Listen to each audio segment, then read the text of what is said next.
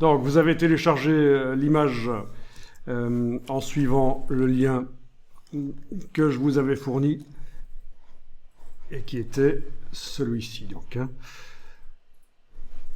OK. Donc, vous l'ouvrez dans Photoshop.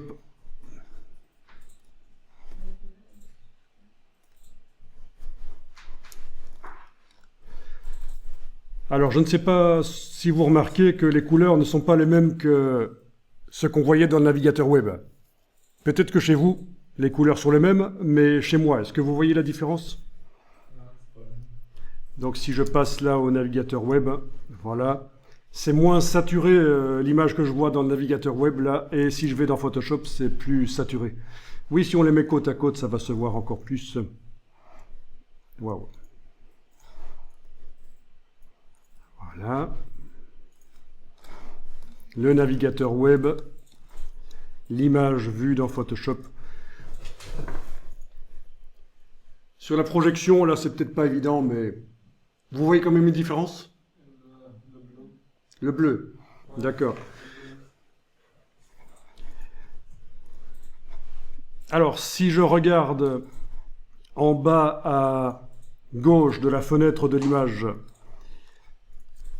quel est le profil? Pour voir le profil à cet endroit-là, il faut avoir été à cet endroit-ci, le menu, et demander profil de document, parce qu'il est possible que chez vous, ça indique la taille du document. Taille du document, 10,5 mégas, 10,5 mégas. Oui, pourquoi deux tailles de document d'ailleurs, au fait?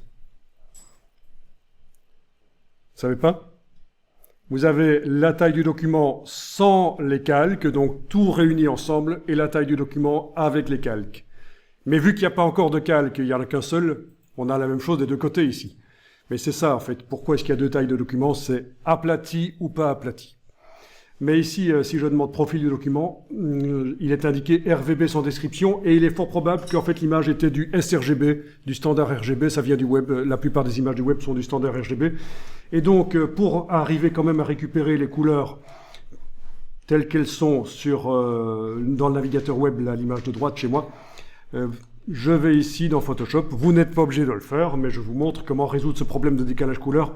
Édition, attribuer un profil. Édition, attribuer un profil, et alors il faut attribuer le profil sRGB. Voilà, et normalement, en faisant ça, les images qui viennent du web dans Photoshop, elles apparaissent avec les bonnes couleurs. Je suis en train, en fait, en faisant ça, édition, attribuer un profil sRGB, je suis en train d'indiquer à Photoshop que cette image est une image qui a été faite pour le web.